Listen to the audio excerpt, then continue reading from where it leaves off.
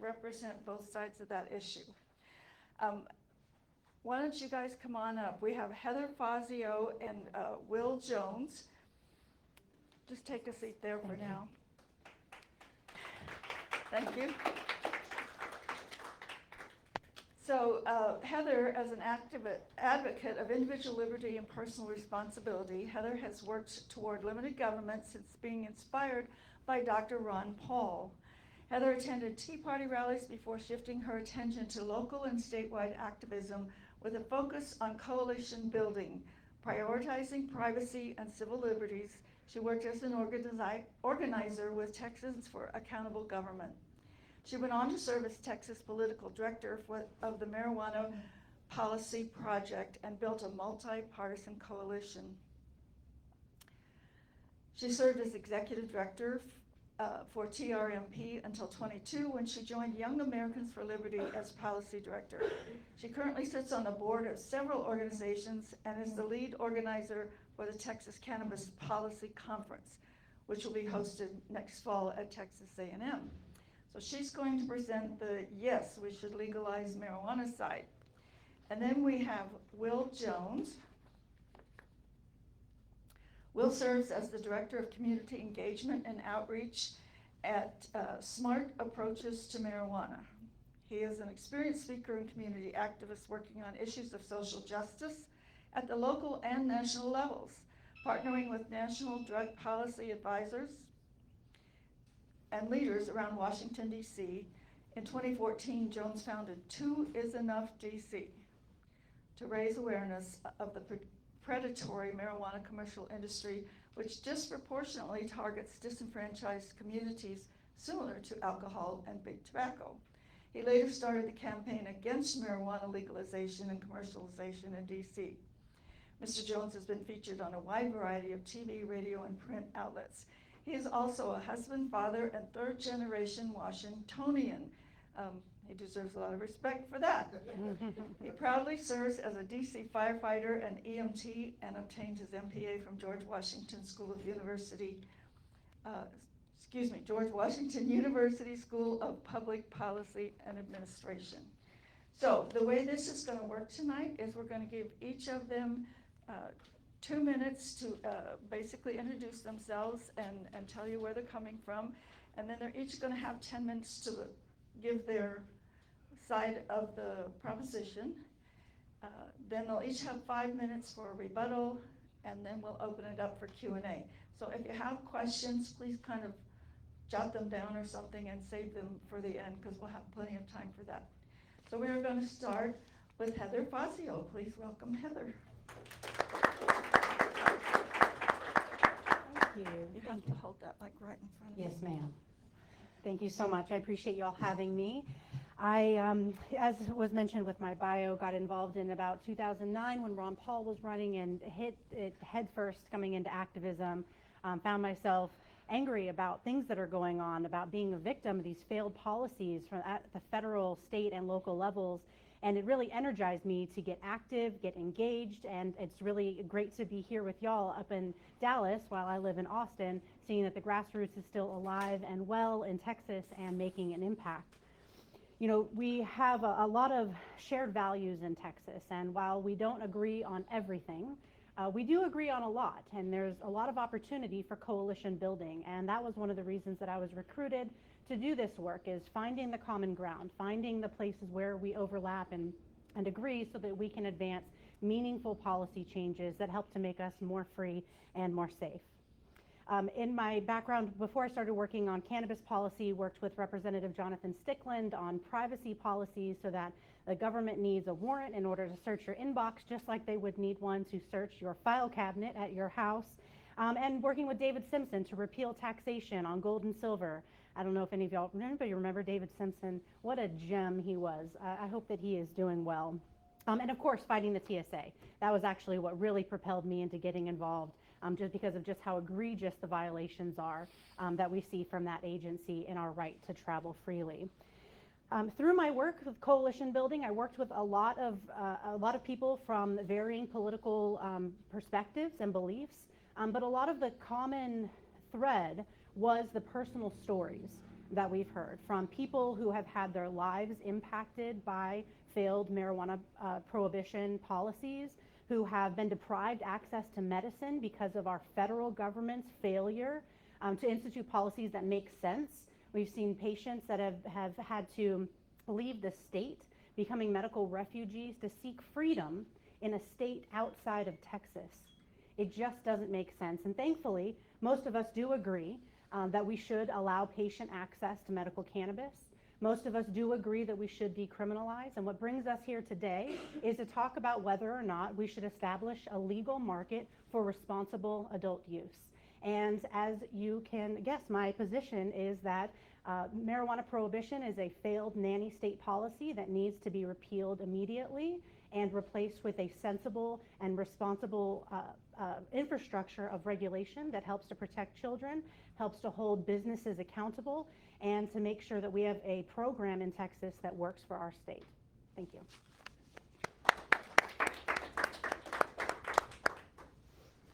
Good evening, everyone.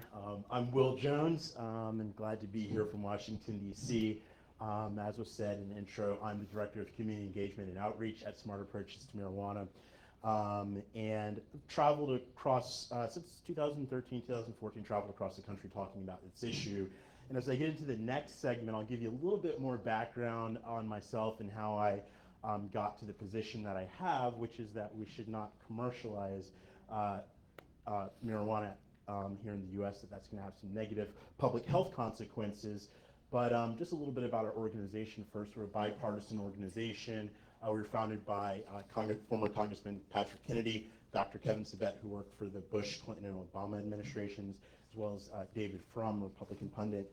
And really our goal is to promote public health and public safety when it comes to marijuana policy here in the U.S. And what we found, as I found this in discussions and in polling and so much when it comes to this issue, is that there's this false dichotomy, it seems, in the options that were presented with public choice on this issue. One is the policies of criminalization that we've had in the past, and the other extreme, which I think is an extreme in marijuana policy, but the other extreme that we see being presented and adopted by states across the country is legalization and commercialization, which allows it to be sold and marketed and regulated. Often people say like alcohol, we should regulate marijuana like alcohol.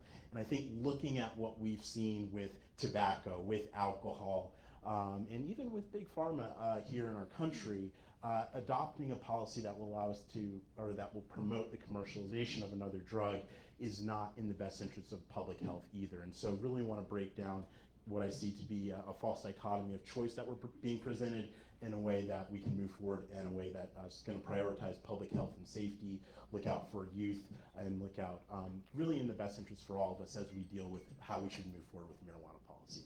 Thank you. Okay, next we're going to have Heather. She'll get 10 minutes to present her position 4. Yeah, so I appreciate the framing of what we're talking about here. And when it comes to the different paths for policy changes, we've seen states across the country taking their steps forward in different ways. And we, of course, want to make sure that we do what makes the most sense for Texas. And continued criminalization does not work. It saddles people with criminal records that hinder their access to employment, education, housing, their ability to serve in the military. And I think that there's some agreement that that is not a policy that's going to work. Decriminalizing, though, while allowing the market to stay in the hands of criminals, the cartels, is not acceptable. That is not going to work in the interest of public safety and public health. The better alternative would be to establish a legal market where businesses are licensed, where they're held accountable for bad product, where consumers have that level of accountability. You hear people talk about taxation as a benefit of legalization, and you're not going to hear me rallying for more taxes. That's for sure. But I do think that reasonable taxation that helps to cover the cost of regulation makes sense. But it should not be a cash cow for the state. That's only going to incentivize the over-regulation that we see in other states that leads to bleeding into the black market, which is what we are trying to avoid. We are trying to bring this market into the light of day where there is more accountability and transparency, and where the industry is managed by Texans, by business owners who have a stake in making sure that their consumers are safe, making sure that they're well educated. And I think that there is a lot of information that needs to be distributed. There needs to be a more robust conversation about using cannabis safely and making sure that the folks that have a propensity for abuse, or it wouldn't be right for them, know the facts about how cannabis is going to affect them. It is not for everybody. And we should make sure that we have policies in place that keep it away from children. And that's exactly what legalization would do, is it would require IDs, it would require accountability and licensing for those who want to participate in the market. And again, bringing this market into the light of day so that it's not run by the criminal element, which lends to violence. We've seen historically how violence on the border has ravaged communities. And if we're able to create domestic product and supply chain, we are going to have a much safer environment in that space. We also need to move forward with more research, making that available so we know the pros and the cons of cannabis. There has been research done. It's been largely stifled because of the Schedule I status. They consider cannabis to be alongside heroin, which is absolutely absurd. The federal government continues to fail us on that. Thankfully, there are some steps being taken to reconsider whether or not that should continue. And I think that much like when hemp was legalized at the federal level, we saw Texas move on those policies. I think that once we see federal change, unfortunately, we have to wait for the feds. We don't have to, but our lawmakers probably will wait for the feds to move, and then we are able to change our laws here in the state of Texas. So we have a lot of work to do in kind of unwinding prohibition. There's been a lot of institutions that have come up in this environment of prohibition, namely law enforcement, which we count on to protect and serve our communities. But when our valuable public safety resources are being diverted to arresting tens of thousands of people, mostly high school and college age people, for the simple possession of marijuana, we've got a real discrepancy with prioritization. And we need to have a policy that makes sense for Texas, and establishing a legal market for responsible adult use would do that. Under legalization or under continued criminalization, driving under the influence would be unacceptable. But we need to make sure we have an honest and open conversation about that, so we can institute policies that make sense and hold people accountable for wrongdoing. But arresting people and criminalizing people for the simple possession of marijuana, it causes far more harm than the actual use of marijuana itself. So how much time do I have left? About 5 minutes, great. I want to talk about excessive taxation and regulation in other states, because I want to talk about what other people are doing wrong so that we can work on getting it right. States like Texas that continue prohibition create a demand for cannabis in our state, and there's going to be a supply brought to it. That is the nature of economics. That's the nature of the market. And if we have states that are producing it, there's an incentive for it to be going out the back door rather than going out the front door when it's coming to states like Texas. So our maintained prohibition kind of sabotages the policies that are going on in other states. And let's learn from these other states too. Learn from states like, God forbid, California. We have policies that reflect that. Let's avoid the pitfalls. We see 70% of the cannabis market is still in the black market in California, even though it's legal. 70% is still in the illegal market because of the excessive taxation, excessive regulations, and the incentive for people to divert it out into other states. That is a failed policy of legalization, and we can learn from that on how to do better in Texas. It shouldn't be a cash cow. We should have reasonable regulations that make sense. Instead of considering cannabis like heroin or worse, consider it like what it is, something that has never killed a single person in the course of human history, and something that we can move forward and having policies that actually make sense, that don't cause more harm than the actual use of cannabis in and of itself. I think I'm going to wrap up there and save more time for questions so that we can allow the audience to help guide the conversation. Thank you, Heather. Thank you. So next we will have Will giving the against proposition for legalizing marijuana. Awesome. So, like I said earlier, want to kind of just take you on a little journey with me to how I got to my position on this issue. And I always tell people when I'm giving talks on this issue or doing debates, my goal isn't necessarily to tell you how to think, right? We're all going to come up with our own decisions on these matters. But if you walk away from this with a different thought or a different perspective, or say, I didn't think about the issue like that before, that's a win for me. And so to get you there, I want to kind of show you again how I got to where I am and what I think will be the best policies for us moving forward on this issue. So when I began working on this issue in 2013 in Washington, D.C., I didn't really didn't know what I thought about it. I thought, if people want to smoke it and use it, what's the big deal? I knew what I wanted to put in my body. I knew how I wanted to live. But I was like, if other people want to make a different choice than I do, should we really make that big deal about it? But I wanted to educate myself and inform myself more about the issue. So I began to dig deeper into legalization, into commercialization, and into what was the money behind what was moving it forward. And what I found really guided me on where I am today on this issue.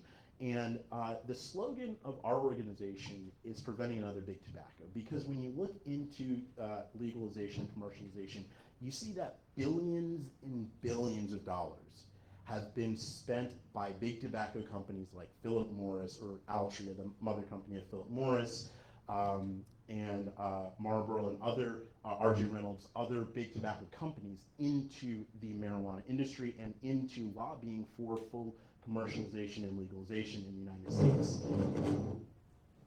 These are companies that have exploited public health through commercialization of their products for years, and we're still dealing with public health consequences from how these companies have marketed their products. We're also seeing investment to the tunes of billions of dollars from major alcohol companies as well, like Molson Coors, Heineken, Blue Moon, and others. And that hit home really close to me, and when I saw legislation titled Regulate Marijuana Like Alcohol, I thought about it. I said, where I lived in DC at the time, and where I still live actually, the closest store that you would get to from my house in any direction if we walk out the front door is a liquor store. We can go a little bit farther and get to maybe a convenience store, but that store would be covered with advertisements for alcohol, tobacco, and the lottery. And that is the reality of how we commercialize and use advertisement and glamorization of our recreational drugs in the U.S. Still in 2023. Again, if you walk down the store down the street from my place in D.C., closest store is a liquor store. And so when I looked at what's happening, then began to look in other states, we see in places like Colorado that there's more pot shops, dispensaries than Starbucks and McDonald's combined. So say you're walking down the road and you see McDonald's or Starbucks, replace that with a dispensary for marijuana, and that's the level of saturation that we're talking about when it comes to marijuana legalization and commercialization. And so while we can, we can and should move beyond policies of criminalization of marijuana, we should not open the door to commercialization, because the nature of commercialization of recreational drugs in the U.S. is that it exploits public health and that has a negative public health consequence. Even when we look at things like the idea I often hear that we should regulate it to keep it out of the hands of youth, or I hear drug dealers don't check IDs. That is true, but the power of an industry that commercializes and glamorizes the use of their product is much more effective and has a much wider reach than the drug dealer on the corner, so to speak. And we only have to look at Juul, for an example, very recent, to see the effect of commercialization. In the space of 5 years, Juul vaping went from a virtually non-existent company to one valued over $15 billion, and almost single-handedly one company reversed rates of smoking that we had among youth. Juul did this. They were even able to market their products in schools, promoting it as an alternative or a safer way of smoking. This is in our very recent history in the past 5 years. We're not talking about 50 years ago, we're talking about 5 years ago. And so we see that we have the legislative, we do not have the legislative willpower to effectively regulate these companies still today in 2023 from exploiting marginalized and disadvantaged communities with their products and with their placements of stores. We see that we don't have the political willpower to stop these companies from marketing to youth and increasing rates of youth use. And then we see consequences, public health consequences in states that have gone down the road of legalization. Things like doubling of fatalities from driving under the influence, drug driving under the influence. You look at places like Colorado and Washington State, where AAA came out against legalization because of the fatalities that doubled in over 100% in states like, again, Washington, Oregon, and Colorado that have legalized this. And this should not come as a surprise to us, this issue of driving under the influence. And for me, as a first responder, unfortunately, it's something that I see all the time. Some adults are going to take the decision to use their products, whether it's alcohol or other things, irresponsibly. That's human nature, unfortunately. And when you have a new recreational drug that's being glamorized, now marijuana isn't new, but the glamorization that we see in states that have legalized, where you've got billboards advertising it, you've got advertisements in newspapers and magazines. Again, just think like just what we have with alcohol and what we had in the past with tobacco. That's what states that have legalized now have with marijuana. When you have that type of commercialization, naturally people are going to use more. If you've got a store on every other corner and you're walking home from work or driving home, well, you might as well pick up some weed too and relax for the weekend. And so naturally commercialization increases use. And when you have more people using, the more people, unfortunately, are going to use irresponsibly.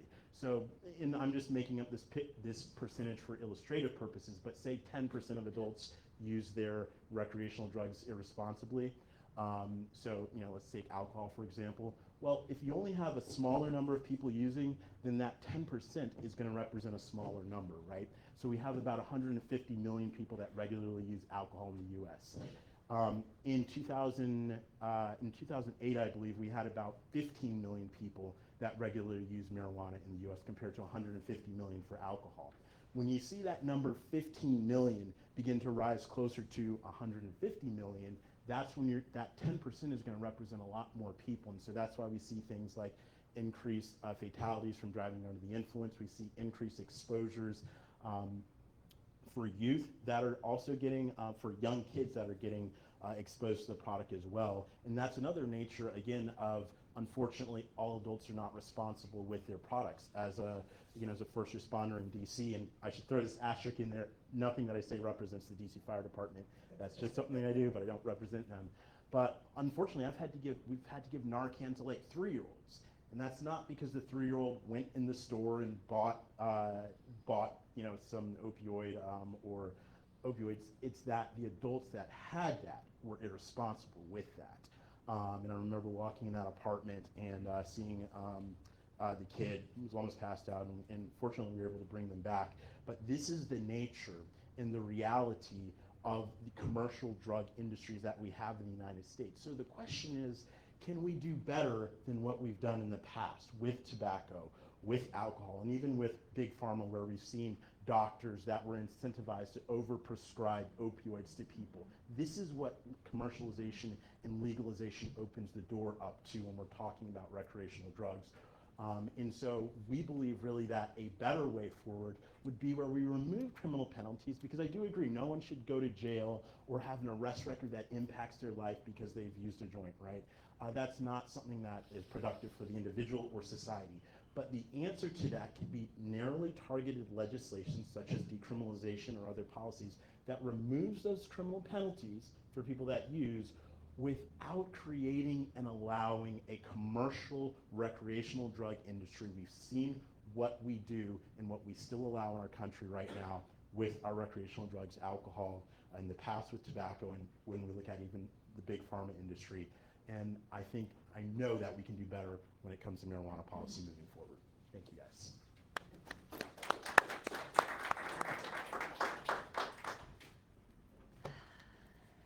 Thanks, Will. And I would love to hear more. I know you've got another set of time. Hear more about what the alternative is to commercialization, as you put it. The alternative. So currently, it's completely illegal and in the hands of those who are willing to engage in illegal activity in order to make money from it. And the alternative to that is establishing a legal market. And I'm not sure what the distinction is between commercialization and and having a legal market for responsible adult use. And there are the horror stories that we hear that get brought up all the time about these terrible incidents where people are irresponsible, and people are irresponsible in this country, and it is something that they need to be held accountable for. Absolutely. And when when you actually harm someone else, you need to be held accountable. There should be laws against it. There should be a mechanism in place to hold you accountable for that. But by and large, keeping this market underground, where it's run by the criminal element, is not something that is sustainable for this country in the interest of public health and public safety. We have to find a better way forward than keeping it underground. That is what the problem is. And so we bring it into the light of day. We license businesses. We regulate it reasonably, not like other states that have gone crazy with it, that make it so hard to comply with regulations that they'd rather just pay the fines for not complying than actually having a compliance department. So having a better way forward where we're able to have this in the light of day while protecting young people, while also making sure that people are held accountable for bad product. Right now, under a market that is underground, there's no mechanism for accountability when there's a bad product that goes around that actually harms people. There's no testing of these products to make sure that they're free from contaminants like mold or other drugs that can be put into these as well. People are looking for cannabis and they end up with something different, and that doesn't happen in the legal market. It just doesn't. There are regulations in place that help to hold those people accountable for that. And when there are batches where there's too much mold, for example, there's a recall mechanism that brings all that back into their possession and informs consumers and allows them to be held accountable. These are the kinds of benefits that come along with establishing a legal market. And I don't know how we establish a legal market without over-commercializing it. But I do know that education was the #1 way that we reduced the use of tobacco, which was absolutely terrible for people for far too long. And people were deprived of that information because of the corporate lobbyists that manipulate our government into keeping this information from the public. And bringing everything into the light of day, like we talked about earlier, that's the best disinfectant I heard the lady talk about. And that's exactly what we'd like to do, is establish a legal market in the light of day that establishes accountability and allows people to live freely while being held accountable when there are bad actors.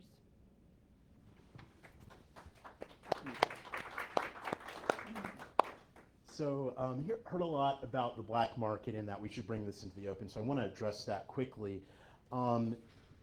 First, I'll say I'm very pragmatic when it comes to this issue, right? As much as we would like to live in a utopian world, we don't. And I've often said if we could create a utopian world, I would legalize it and commercialize it, because we'd be able to craft it in such a way that people aren't exploited, that the commercialization and advertisement and all the things that come when something is legal because of First Amendment rights and things like that, that it doesn't exploit individuals, doesn't exploit communities, doesn't exploit youth. But the reality is that we don't live in a utopian world, and that we have to acknowledge the realities of where we are. And are there certain, certainly right now, when it's illegal or even decriminalized, you can say there's a black market for that, right? But even when it's legalized, there's still a black market for that. In fact, the black market in places like California has increased since legalization. And if you have a moment after this debate, or even right now, if you get bored with the rest I'm saying, type in California black market National Guard. There's an article in CNN. California had to call in the National Guard because the black market actually increased rather than decreased after they legalized it. In fact, in the U.S., there's not a single state where the black market has decreased after they legalized. It's actually increased. One, because consumers try to find ways to get around it, to get a lower price, and there's a host of issues. So you could even say, again, no state has seen a decrease in the black market. So this idea of doing it state by state, there's another argument that it should happen at the federal level, but we can at least say on a state by state level, there's no evidence in any state that the black market has decreased. It's actually increased. And so you have the continued problems that exist around the black market, but you also have billboards, you also have commercials, you also have advertisements, you also have glamorized products that are advertised on social media to youth and stuff, and a black market in addition. The reality is that whatever laws we have, there will be black markets for these things. That's part of the reality of society. And so when you're talking about public health and public policy, you want to adopt a policy that has the least negative impact on public health. There are definitely, you don't, for example, one thing that was brought up is you don't know it's in the product if it's not labeled and sold in the store. That is true. But we don't see hundreds of thousands of people dying each year because they got a bad batch of marijuana. Are there instances where people have had bad experiences with the marijuana that they get? Yes, there have been. But it's not an epidemic, and there's not a public health epidemic of people having adverse reaction to marijuana that they get. What we have seen in states that have commercialized, though, on a public health level is negative health consequences from things like mental health issues associated with this, because higher potency products are being promoted. So things up to 99% THC, where people have had episodes of psychosis and schizophrenia in these markets where new high THC potency products are being advertised and marketed. We're seeing increased rates of hospitalization among youth. As I mentioned earlier, you're seeing increased driving under the influence and things like that. So of the measurable things, you have to ask, is the occasional bad weed that someone may get, is that a bigger public health concern than the established things that we've seen from our established recreational drugs like alcohol and tobacco, for example, and comparing that to what we're seeing emerging in states where they have gone down the road of legalization and commercialization. So that's on kind of bringing it to light. Again, I understand the rationale behind that, but there's so many other associated negative public health consequences that I think the concern of someone not knowing, like we all know people that have used weed, probably many of us in this room have used weed and had various experiences with that, but it's not a national epidemic of people being hospitalized because they got a bad batch of weed, right? So but we have seen in states that have legalized increased driving under the influence, increased rates of youth use, increased mental health issues. In fact, in Colorado, the #1 thing found in toxicology for youth suicides now is marijuana. Before legalization was alcohol, now it's marijuana, because that has to do with how it works in your brain. So we have to always weigh the pros and cons of all these things. With the last 30 seconds, I'll say this quickly on taxation.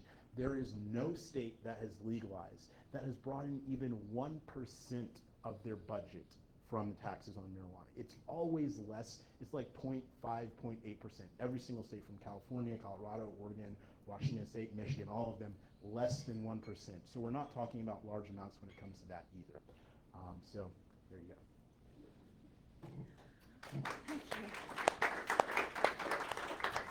Okay, we're going to give each of them now about 1 minute. Isn't that what I said, Lola? 1 minute?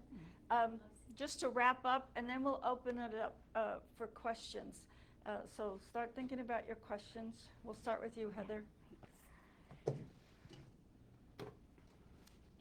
Freedom can be, living in a society that is free can be a dangerous place. There will always be bad things that happen. But establishing a government that is going to protect us, try to protect us from everything by restricting our freedom is never going to actually solve that problem. We can do better than establishing a nanny state that's going to try to protect us from ourselves. We have to hold bad actors accountable. And remember that that you don't have to condone the use of marijuana. You can teach your kids not to use it, and you should. You should educate people about who is predisposed for mental conditions that they shouldn't use cannabis, and you should. So you don't have to condone the use of cannabis. You can oppose the use of cannabis and recognize that our current policies are failing and that a better approach would be, again, to bring this market into the light of day where there's accountability and where we're able to live more freely in Texas. Thank you. I guess in closing, I want to emphasize what I brought up in the beginning is this kind of false dichotomy of choice that I often feel like we're being presented. And I tell people all the time, if the only option that we have is to criminalize and punish people because an adult chooses to smoke a joint or something, I'm going to vote for legalization too. but we can and we should have better laws than these extremes. And things again like decriminalization, this removes the criminal penalties. That means someone can have the freedom if they want to grow a plant in their basement, if they want to smoke a joint on the weekend. It means the law's not going to care about that. They're not going to prosecute you for that. But what it does say is that we're not going to allow industries that are addiction for profit industries making billions and billions of dollars off of addiction. We can say that we do not want more of that in our society, that we do not want to promote that, and we do not want that influence in our communities and targeted towards our kids, and recognizing, again, the negative public health consequences that we have when billions of dollars and billions of dollars is spent towards marketing recreational drugs. We can say the person has the individual freedom to smoke a joint if they want, and we're not going to prosecute that, but we aren't going to let a commercial market, we aren't going to let an industry market and promote another recreational drug. Okay. Why don't you both come up here and we'll do the questions. And I'm going to start because all of this, both sides have talked about, you know, either we should legalize it or we should not legalize it, do this but not that. And it all boils down to needing a legislature somewhere to write the law. And I'm telling you, here in the state of Texas, the legislator can't even come up with a decent school choice law, try as they might. So that's what worries me. I don't trust government to do that right. Like Will, you said, you know, we should not criminalize it, but we should not create an industry, and you said we should bring it into the light of day. How do you craft a law that will do that? Without commercializing it, how do we establish?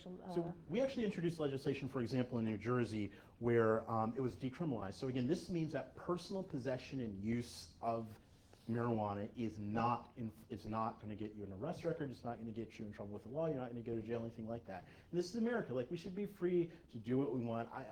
You know, all of you, I know I don't know you all personally, but I'm going to guess that if you all here decided to smoke a joint one weekend or whatnot, you're probably going to do it responsibly.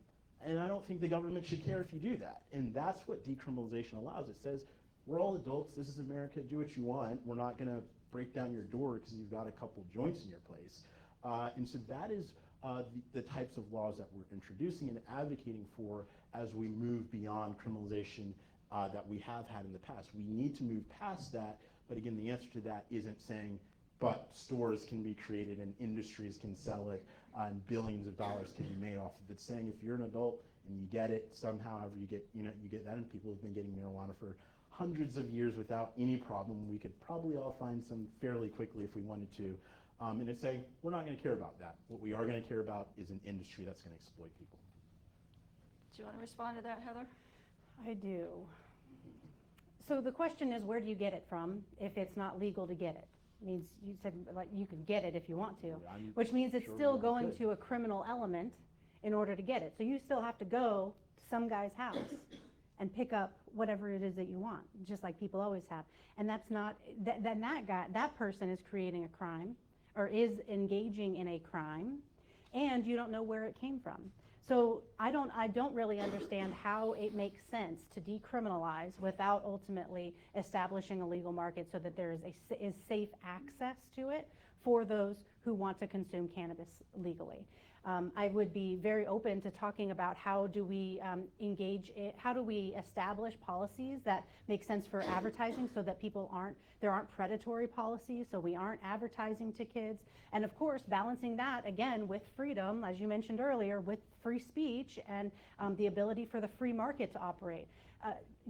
Opposing the commercialization or the legalization of cannabis is to oppose the free market and free enterprise, which is a foundation of this country and this state, which is why I feel so passionately about this issue. Okay. Yes, sir. Yeah, I heard a guy express litigation as do no harm. That's pretty easy to write, and I think she's got a point. We can't trust the competence and efficiency of our existing legislature to manage much smaller things.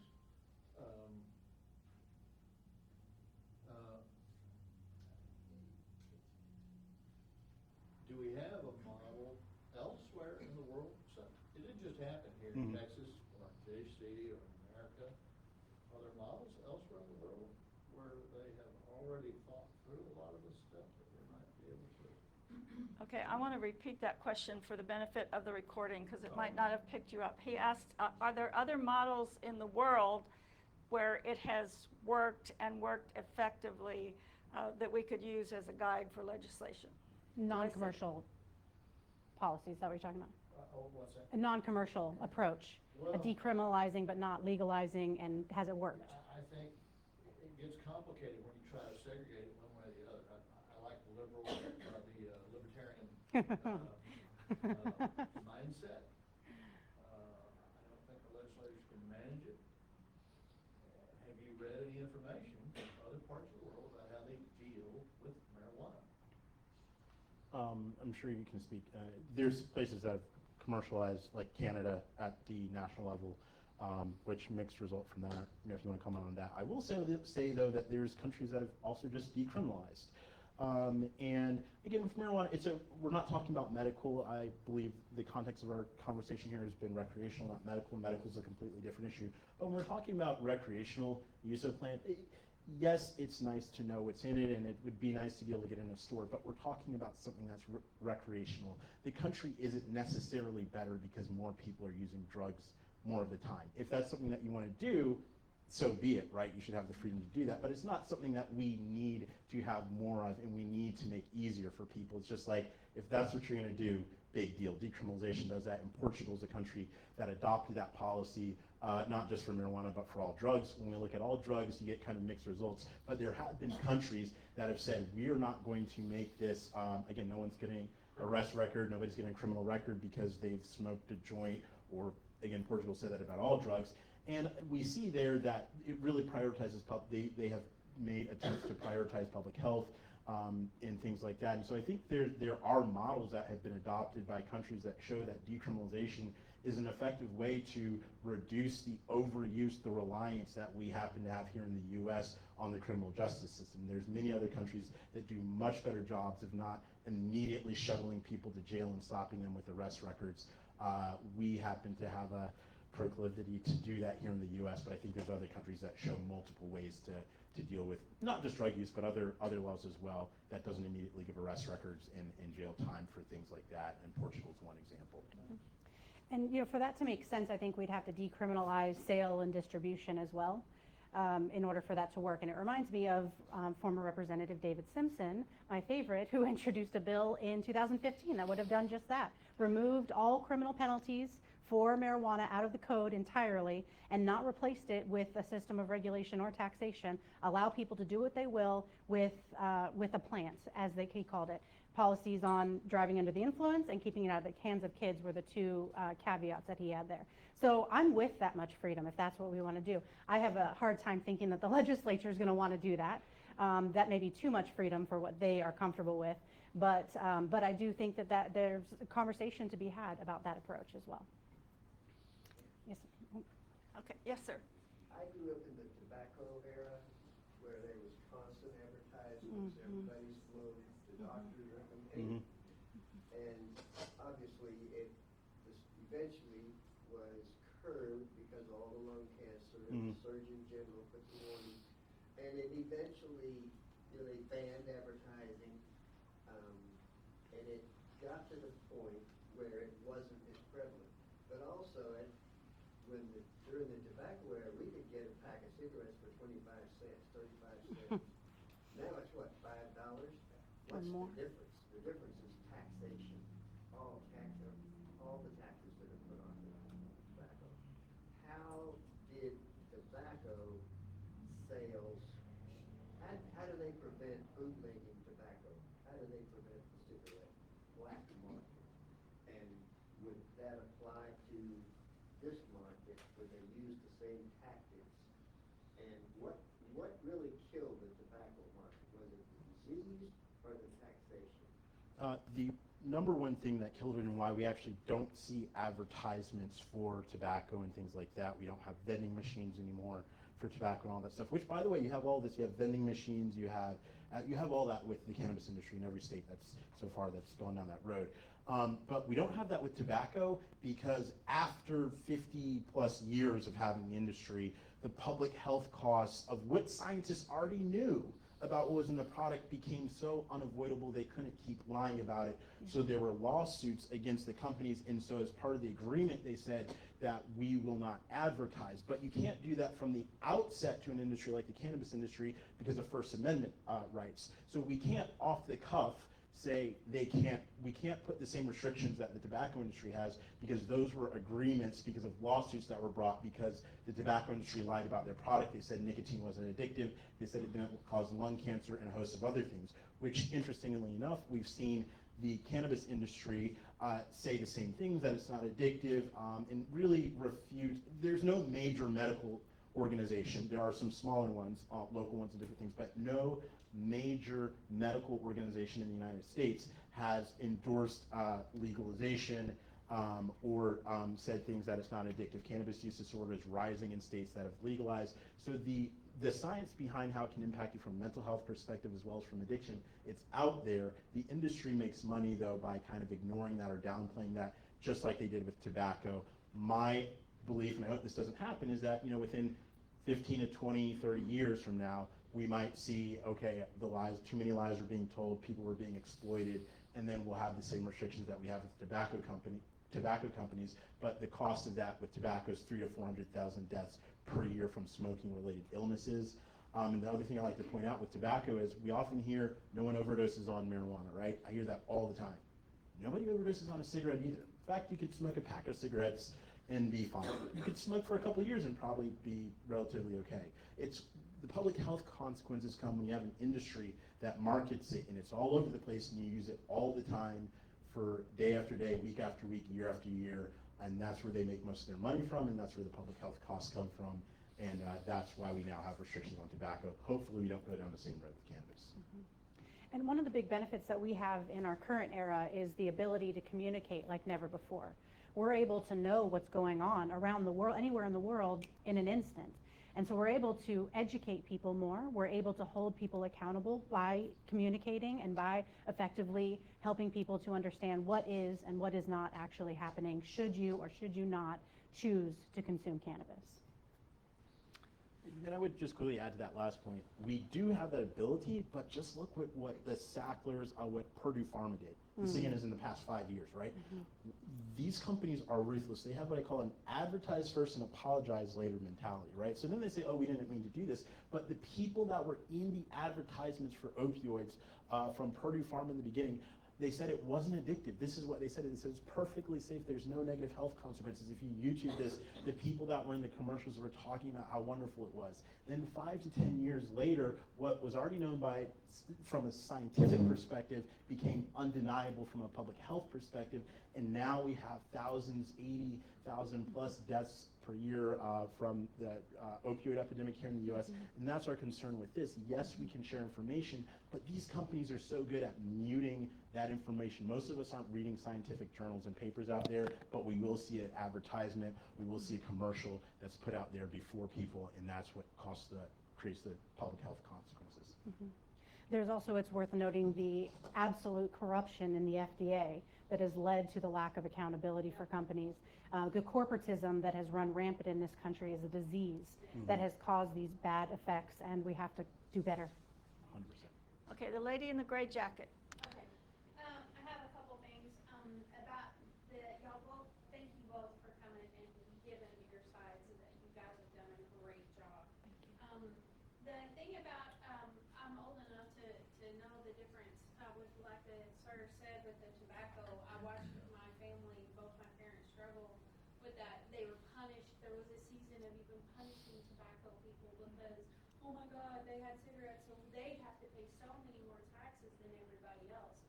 And the thing is with the ATF, with the gun sales, they're being so abusive with regulation that they're busting into the gun shops just to look and see who bought a gun. What's to stop that kind of regulation from them to see who smoked a weed, who smoked a cigarette? I think the Portugal thing is a really good idea because anytime any government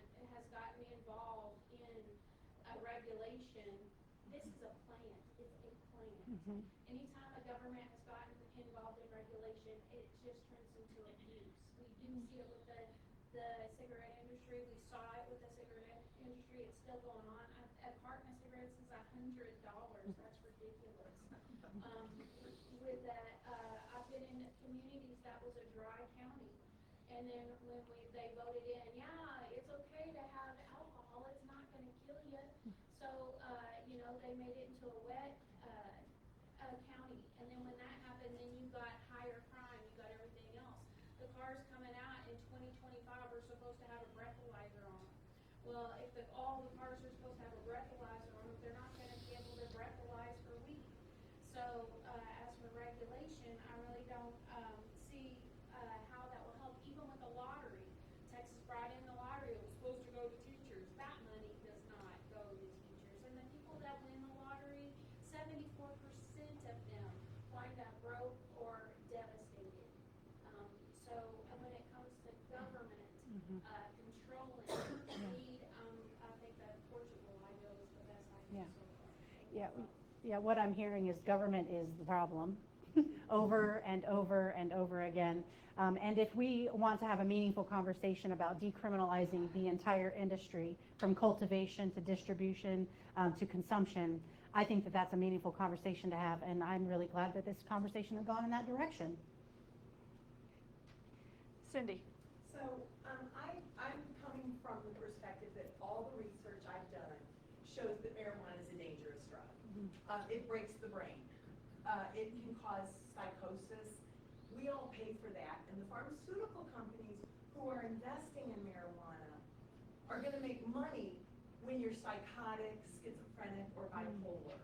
They're gonna make more money, so they're investing in a product that's gonna bring them more profits in the end. And Heather, you said marijuana hasn't killed anybody, but I remember reading a story about a mom at Cedar Creek Lake here in Texas, who called the police 3 times in one day. She'd been smoking pot, and she was having basically paranoia. She ended up, after the 3rd call, murdering her 2 little girls. She was smoking pot the whole time. She told the police that marijuana killed her 2 girls. Chris Kyle and Chad Littlefield are both dead. The guy they took to help with PTSD smoked pot in the morning for PTSD with his sister, and then went and killed them in a psychotic episode. Marijuana does kill, and marijuana destroys families. I have a relative who, they can hardly pay the co-pays for their son, whose brain, as over 18, I think he was 20, his brain broke on marijuana, and they can hardly afford the co-pays for medication to keep him, just functioning. He can't have a job. We're paying Social Security, sorry, disability for him. He's now like 38, but you've been paying it for him for a long time because he used marijuana. So, this is going to go with your point of trying to decriminalize. It's either bad for society or it's okay for society. And I would propose that it's bad for our society. It's going to it costs all of us in homelessness. That increases with marijuana use. You cannot deny that because drug use grows in PTSD use. It increases so many more things. That like the best outcome is somebody who was smoking and quit. They have the best outcome for improving their PTSD. That's what we want for people. So when you decriminalize it, aren't you taking away from the police the ability to downgrade a charge? I understand a spanking and we move forward, but I'd like you to answer the murder thing first, if you would. Oh, sure. People do die because of marijuana. Well, people die because in those instances, first of all, let me say how terrible it is to hear about those stories when that happens. You're right, and perhaps, I don't know those people's medical background, but they probably shouldn't have been using cannabis to begin with. And I would venture to say that they were on antipsychotics or other pharmaceutical drugs as well. And I think that it's dangerous to just leap to that marijuana kills people when people killed people. We hear that argument a lot in another big topic of ours, and there's a sense of personal responsibility that we have to take, not only for ourselves, but for our family members, our loved ones, our communities, and educating people on when you should or maybe shouldn't use cannabis has to be a part of the conversation. And again, you do not have to condone the use of cannabis to recognize that our current policies are failing our state, our communities, our families, and especially our young people. Nobody knows they're gonna have a psychotic episode ahead. You do not know that. Your first psychotic episode, you do not know that you're gonna have it. You just have it. And it is very, very often related to marijuana. Even I know a 70-year-old who had a psychotic episode. Yeah, there are I don't instances. know her, a friend knows her. There are instances. With cotton in Oregon, and she won't be the same. Yeah, the vast majority of people that use cannabis, though, don't have an addiction to it, don't have that experience. The numbers And are so really those low. people shouldn't be criminalized, and we shouldn't be responsible for that criminalization because of a marginal group that does a terrible thing, which they need to be held accountable. They should have been educated along the way, but we've been deprived of access of real information because our government is corrupt or inept. I don't know which is worse. It gets scrubbed out of Okay. stories. If you go look up the Cedar Creek story, it's scrubbed. We need to move on, Cindy. We got other people that want questions. Do you want to respond real quick Yeah, to what I'll- she said? I'll Just first- fast, yeah, because we're down to like 5 minutes. Yeah, sure.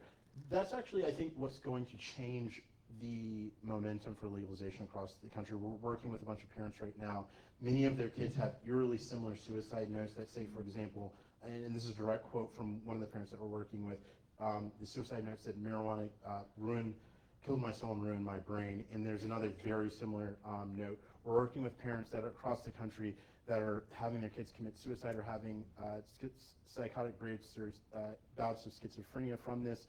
Whether it was a predisposition that was already there or not, the fact is more people are using. So even if it's kind of a latent predisposition, when you have the type of commercialization that we have here in the U.S., you have more people, whether it caused it or they found out that they had it, the result is more people are having these episodes in states that have legalized. We're having high rates of cannabis use disorder as well in states that have legalized. So that's a big concern, I think, that I think isn't talked about enough, that's covered up a lot. A lot of people don't want to talk about that.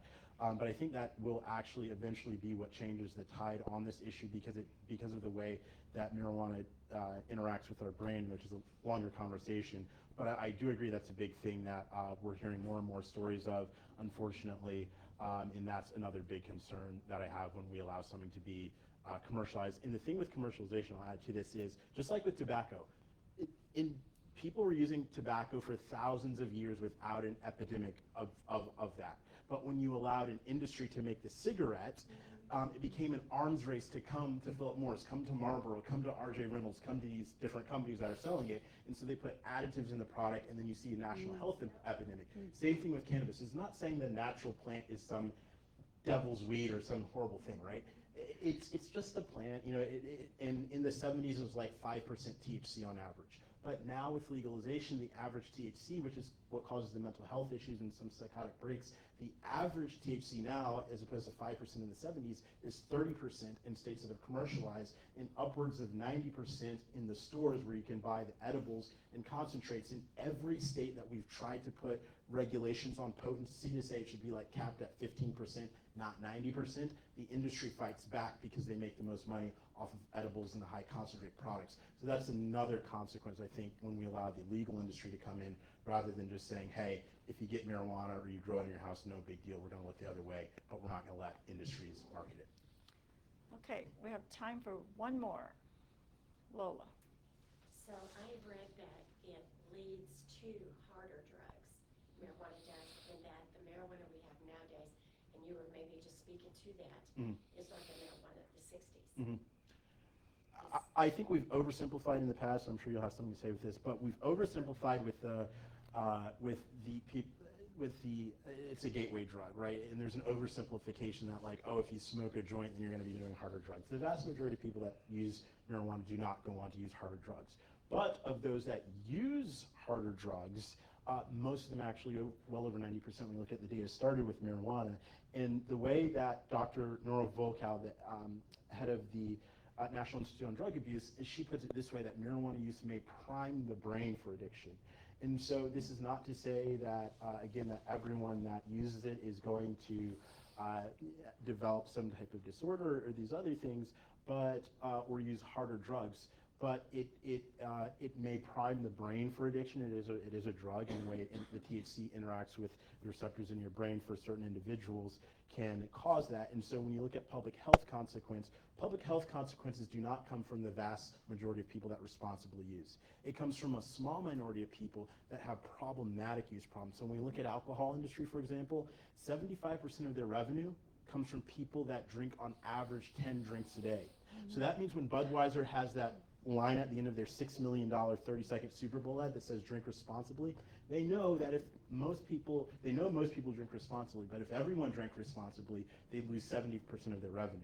And so for these industries, yes, most people will use marijuana responsibly. Statistically, most use responsibly.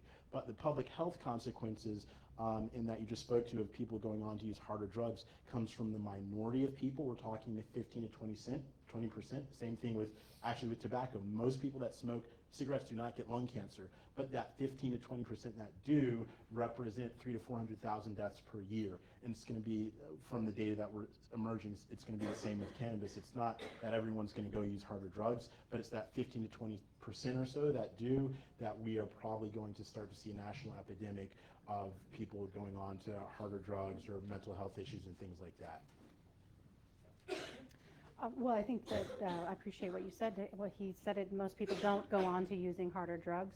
Of the people that are inclined to do that, or you do see that in your family or with your loved ones, intervening and making sure that they understand. We have to have honest conversations about, sex, drugs, and alcohol with our kids and with the people around us. We have to have honest, open conversations and be able to see those things so that we can help the people that may have a problem without harming those who do not have a problem and just want to use cannabis peacefully.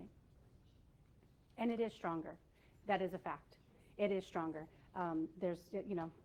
In most industries, that's a good thing when you're getting more bang for your buck, but yeah. Do you want to wrap up? Real quick. Why don't you promote that instead, the consequences? I'm sorry?